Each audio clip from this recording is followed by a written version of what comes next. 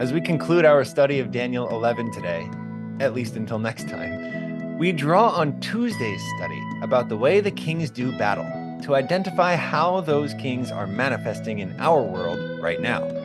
We seek to gain a perspective that will help us to see the movements of the divine world in the current events around us. And in the process, we will learn what it all means spiritually as time draws nearer to Christ's return.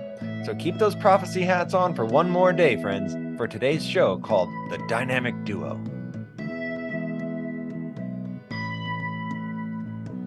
Welcome back, everybody. Happy Thursday to you. Today, we are finishing our study of Daniel chapter 11 for the week. I'm sure it won't be too long before we're at it again on the show. But for this week, today is going to be our last day. And then tomorrow on Friday, we're not going to have an AI update, but instead we'll kind of conclude all four days of this week's episode tomorrow. So for today, we really want to finish our study in Daniel 11, and therefore we need to start in Daniel 10. That's funny. But actually, before we do any of that, I want to mention our new website again, tdimedia.org. Okay, that's where you want to go. It's still under construction, so be patient with it. But we are aiming to have a complete archive there, as well as a number of other things. So check that out, and that should be your kind of one-stop hub for this show. And then as Talking Donkey International expands and we add more podcasts and other shows like that, we will use that same website to have access to all of our media products. So definitely check that out. And let's get right to it, shall we? Daniel chapter 10. So if you remember yesterday, we saw that beautiful chiastic structure that just runs all the way through chapter 10, all the way through chapter 11, and most of the way through chapter 12. And so therefore, chapter 10 and 11 are linked. They're part of the same linguistic pattern, that chiastic structure there. So it's not dishonest then to gain context or understanding about chapter 11 by going to chapter 10. And that's what we're going to do today. The story of chapter 10 is that Daniel is praying. It's the third year of King Cyrus, and the Jewish people are headed out of captivity at this rough period of time. They had been taken captive by Nebuchadnezzar, king of Babylon, and held captive in Babylon for 2 generations almost. But the appointed time for their release had come, and Daniel is kind of aware of all of that. It says he gets a message and he wants to pray about it. And he spends 3 weeks praying and fasting.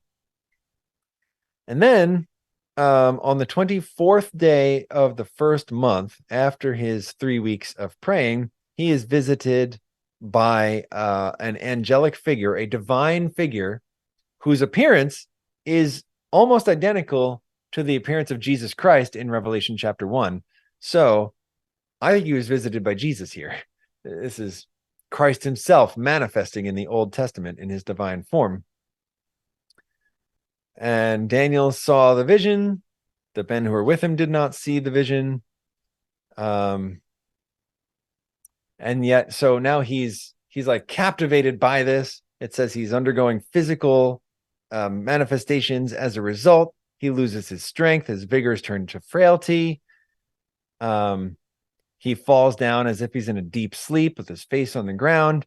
And then suddenly, the angel Gabriel shows up. A hand touched me, and he returns strength to Daniel in pieces. And he says in verse 11, "O Daniel, man greatly beloved, understand the words that I speak to you and stand upright, for I have now been sent to you." And in verse 12, "Do not fear, Daniel, for from the first day that you set your heart to understand and to humble yourself before your God, your words were heard, and I have come because of your words." So he's saying, I heard you 3 weeks ago. On the very first day that you did this, heaven heard you. Why did it take me 3 weeks to show up? Well, let's keep reading. Verse 13, "But the prince of the kingdom of Persia withstood me 21 days. And behold, Michael, one of the chief princes," who really, that from the Hebrew is better translated as one with the chief prince. I have a handout about that. Maybe I'll try to put it in the show notes. I have a handout about that. One with the chief prince. He came to help me, for I had been left alone there with the kings of Persia. Now I have come to make you understand. Okay. So what Gabriel is saying there is like, I wanted to come 3 weeks ago, but the prince of Persia. Let's see, what's the language? The prince of the kingdom of Persia withstood me. Now, that's not Cyrus. Cyrus is called the king. He's never, ever called the prince, right? That word prince is used in the same way as it's used to describe Jesus, right? The divine characters and non-human characters. So the prince of the kingdom of Persia is the demon who is in charge of the spiritual nature of Persia. What it's telling us is that the rise and falls of empires and kings is not a natural event. It's not just because of political opposition or military might, that there is a spiritual dimension behind everything that happens. There's a spirit that runs all of the nations. We talked a few weeks ago about the spirit of Rome, right? And we got that from the etymology. Rome is named after Romulus, who is the son of Mars, who is the god of war. So the city of Rome is the city of the son of the god of war. It's going to be inherently violent because it's fueled by a violent, warlike spirit. And of course, it manifests in this war that conquered the world for hundreds and hundreds of years. And with the descriptions there and, perfecting crucifixion and all the other cruelties that came out of Rome. So, therefore, the spirits that fuel everything would also be behind the king of the north and king of the south. There would be a spirit that is true with every single manifestation of those characters all throughout time. Now, we studied this on Tuesday all the way up to verse 35, I think it was. That's the first time we saw the time of the end. Verses 36 through 39, I'm going to suggest to you themselves describe the French Revolution. Now, you don't see those words in there, and I can't prove it, but, the very fact that the time of the end shows up in verse 35 and then again in verse 40 really tells us that the content in between those has to do with the timing of the time of the end, or 1798, or the French Revolution.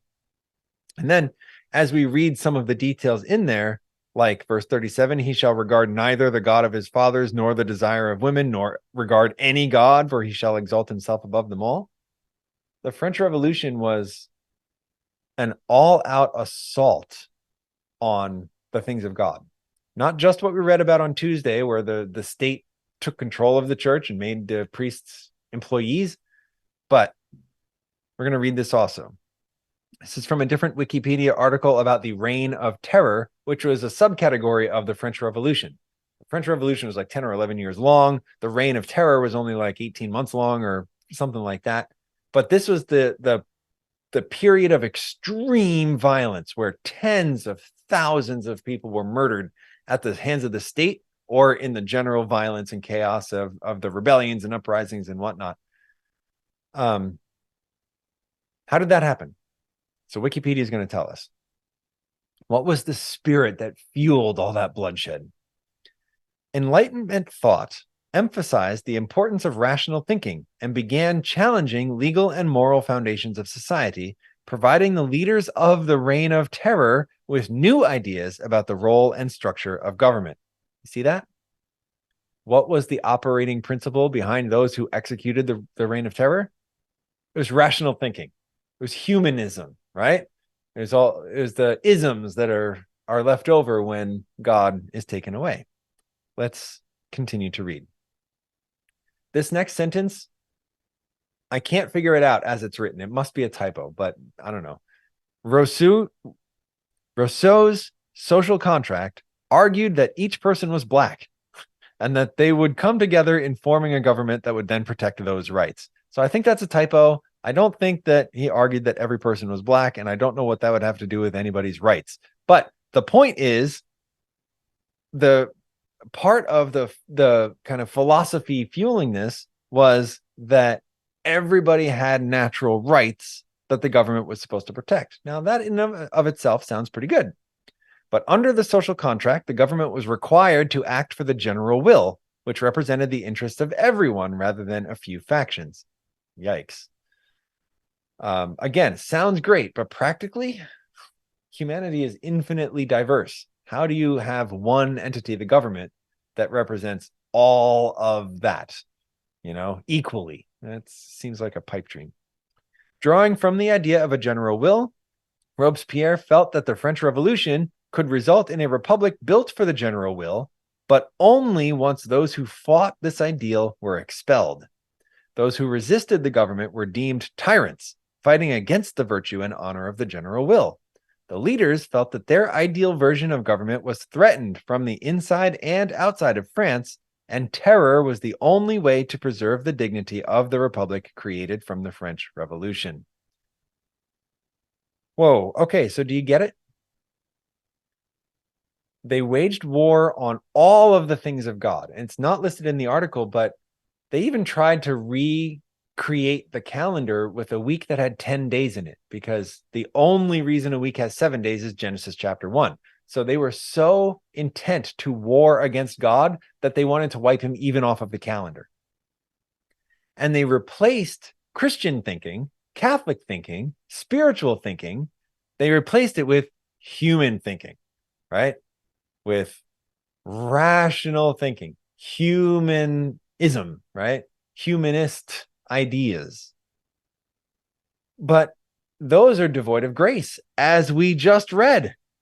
Oh, this is a great ideal, but it's only going to work if we destroy all of the opposition, and that's if that's not a story of the 20th century, I don't know what is. I mean, that's how every communist revolution ever has operated.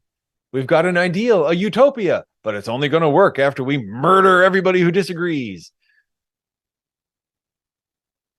This is the spirit of the French Revolution. And when we read in Daniel 11, it's the king of the north, who we saw back in verse 28, returns to his land with great riches, and his heart is then moved against the Holy Covenant. And also in verse 30, he shall return and show regard for those who forsake the Holy Covenant. So he's allying himself with the enemies of God. And yet,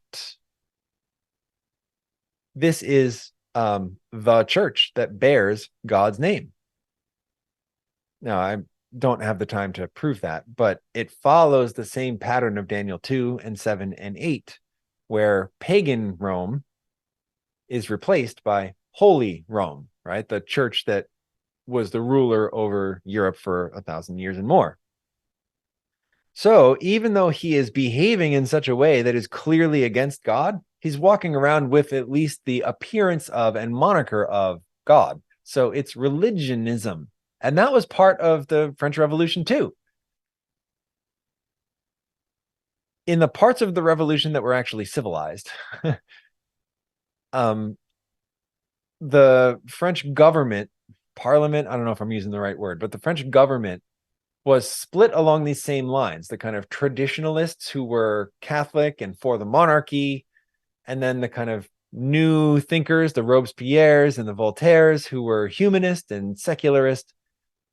And they actually sat in different sides of the government. And this is from which we get the terms left and right, because on the left were seated all of the humanists and secularists, and on the right were seated all of the monarchists and traditionalists and religionists. So that terminology is still with us. We apply those same terms to American politics in the 21st century. Therefore, we're seeing who the kings of the North and South are, spiritually speaking. The king of the North would be those religionists, the traditionalists, the monarchists, right? The ones who want the form of religion over everything. And then the king of the South would be the left leftists, the humanists, the Voltaires and the Robespierres, the rational thinkers, so to speak, right? So you following with me? Once we identify those two kind of spiritual camps, it's not hard to realize that has formed the entirety of Western history since, and at least since World War II in the 1940s, it's really defined worldwide culture to some degree.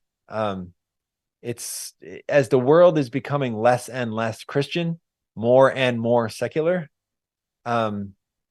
We see the interplay and continuing ongoing warfare of these two sets of ideas even into our present day. So let's go back to the chapter here and read the latter part, starting in verse 40, okay? And I'm going to tell you, even though we have defined the time of the end as the French Revolution, 1798, I believe there is yet to come another manifestation of everything, of the time of the end problem. And here's why. In verse 40, we're told at the time of the end, the king of the south shall attack the king of the north, and then the king of the north counterattacks so severely that it wipes the king of the south off the planet for the rest of time. And the king of the north is dominant over everything until Jesus comes. And that is simply not how history has gone. Since the time of the French Revolution, if anything, the king of the south has become stronger, considerably stronger. And there have been many, many rulers over the world since that time. Britain, France, Germany tried. It's been America since World War II until we lost the Afghan war. I don't know who it's going to be now. So anyway, just history doesn't fit.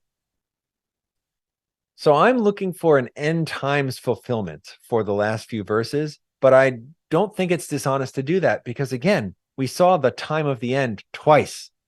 We saw it in verse 35, followed by several verses describing the horror and chaos of atheism and the way that manifests.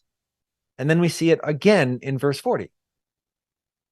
So that just seems to me like the principle of first fruits or type and antitype, right? Where we have the kind of all of the data is present there at the beginning in a smaller form. And then as time goes on, that same data simply enlarges to a larger form, but it's the same thing. So what therefore I'm trying to get at is that we're looking for a repeat of the conflict between the left and right, religionism and atheism, or whatever you want to attach, whatever ism you want to use there. We're looking for that to repeat at the very end of time. So what is that going to look like? Well, verse 40 says, at the time of the end, the king of the south shall attack the king of the north. Secularism attacks the foundation of traditional Christianity. And then the king of the north counterattacks, shall come against him like a whirlwind, with chariots, horsemen, and with many ships. And he shall enter the countries, overwhelm them, and pass through. And from there is no more king of the south. It is simply the king of the north on a rampage until Jesus comes. So the first part of verse 40 there says secularism, humanism, atheism, communism, socialism, all of those isms that really are different ways of saying the same thing. Those will be on an attack. That word is even used in the scripture here, attack. It's not just advancing, it's attacking.